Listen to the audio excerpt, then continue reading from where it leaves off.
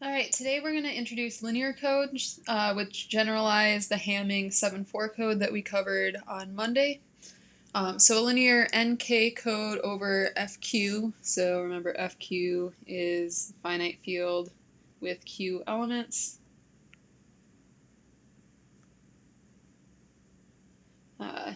This uses a K by N generating matrix. So something to pay attention to here is that the dimensions of the matrix are flipped from the order that we write N and K in when we're describing the code. So it's K rows by N columns. And here N is going to be bigger than K, so that can help you keep track of what order these are going in.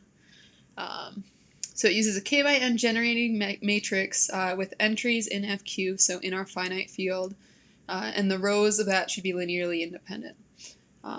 So for example, a linear F3 code over F3 is given by this matrix. So here we've got 3 rows and 5 columns, and the entries are in F3, which is Z mod 3, so the field with 3 elements there. Then the way this works is that we start with K digits. So a linear NK code will always start with K digits, and from these digits it produces N digits. So for example, for the Hamming 7.4 code, we were always starting with 4 digits, and then through encoding we produced 7 digits, which gave us some redundancy for error correction. So it's the same idea with linear codes, that we're starting with K digits, we're adding some extra redundancy that will allow us to correct errors, and producing N digits from adding this redundancy. So for encoding, we'll be using our generating matrix, which is down a bit lower here. So our starting point is starting with K digits in FQ. So here we're going to be looking at a 5-3 code for our example, and we're going to do this over F3. So this is Z mod 3. So our entries are going to be 0, 1, and 2 with mod 3 arithmetic.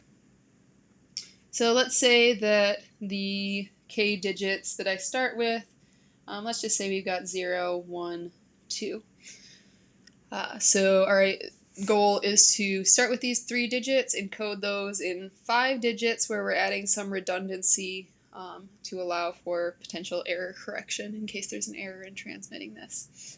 So we're going to view this as a vector in FQ to the K, so that would be a 3-dimensional vector with entries in Z mod 3. So this would be 0, 1, 2 is our vector.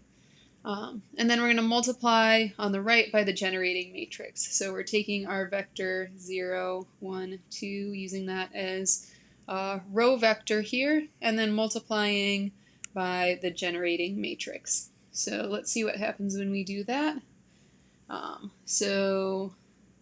We're going to ultimately end up with a vector with 5 entries here.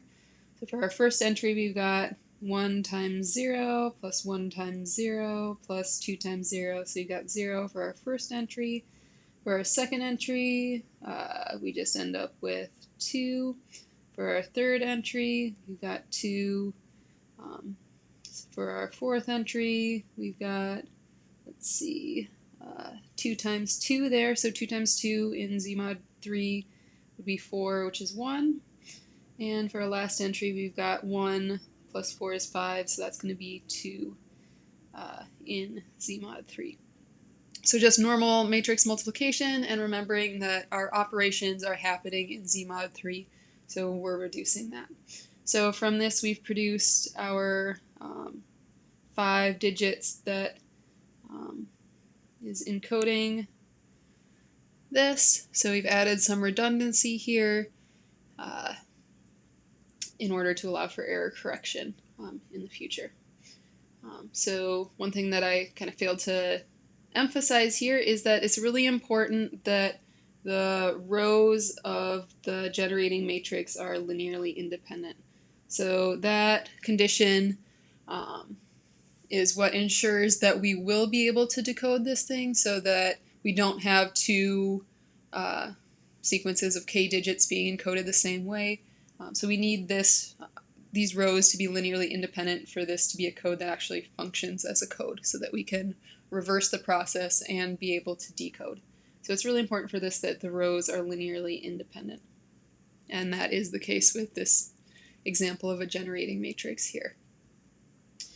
All right, so that was encoding. For decoding, we want to reverse this process. So given an n tuple, we want to figure out the k tuple that it came from. So we want to figure out what vector a, b, and c we multiply our generating matrix by to get an output of, say, 1, 1, 1, 2. So doing some linear algebra, we can rewrite this as a times the first row, 1, 1, 0, 2, 0, plus b times the second row, 0, 2, 0, 0, 1, plus c times the last row, 0, 0, 1, 2, 2. If you're not convinced that this is possible, you can go ahead and multiply these two guys together and verify that this is actually equal to spreading this out as a linear combination in this way. So we've got that equal to 1, 1, 1, 1, 2. So essentially what we want to do is write this vector 1, 1, 1, 1, 2 as a linear combination of our row vectors from the generating matrix, and then those coefficients a, b, and c, those are going to give us the k tuple that we're looking for. So those coefficients of the linear combination are giving us the decoded k tuple. So looking at this, let's see, we're going to have a equals 1.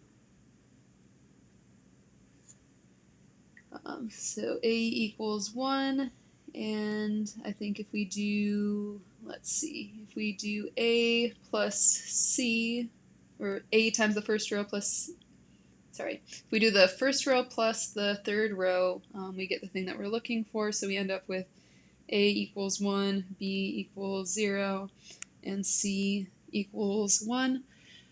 So for finding how we're writing a vector as a linear combination of these other vectors, so you can look in the textbook for a general example that will, or general method for this that will work every time using reduced row echelon form. You could also kind of eyeball it and just try to kind of reason out what works. That'll be usually fine for the sizes of examples that we'll be working with. But if you feel like you want a more algorithmic method, that's in the textbook in this chapter, chapter 12. So it's just a section that we're skipping here. All right, so then that gives us our k tuple 1, 0, 1 is how we decode our original n tuple there. So the Hamming 7.4 code is, like we said, an example of this. So this has generating matrix given by this matrix. So this is over F2 or Z mod 2. And so you can encode or decode the Hamming 7.4 code in that way. The Hamming distance between vectors v and w is the number of indices I such that vi is not equal to wi. The Hamming weight of a vector is the number of non-zero components. So these are definitions that we talked about so far. I just wanted to do a quick review because we've really only done them with ones and zeros so far, but this also holds in any finite field. So you're just looking for places where their entries are not equal for the Hamming distance and where they're non-zero for the Hamming weight. So something to notice here is that we haven't talked about any kind of error correction with these linear codes. We were assuming that the thing that we were trying to decode was exactly what we were meant to receive, but of course the whole purpose of this was to add some redundancy so that we will be able to do some error correction. So the idea here is that if we receive an n tuple, we want to match it with the closest n tuple in the code, but this can be a bit difficult. So in particular, like for the examples that we work with, we tend to work with really small codes because doing these things by hand is not realistic for larger ones, but once you get to larger ones, trying to list all of the code words and kind of match things up or have a table of how everything would be decoded, that's not really realistic for larger codes. So we want to find a better way to do this, and that's what we'll be talking about on Friday. So far with linear codes, we're not adding in any error correction yet. We're just sort of learning the basics on how to encode and decode using these things for today. So error correction will come on Friday. So that's it for this pre-lecture. So answer the questions, and yeah, that's linear codes.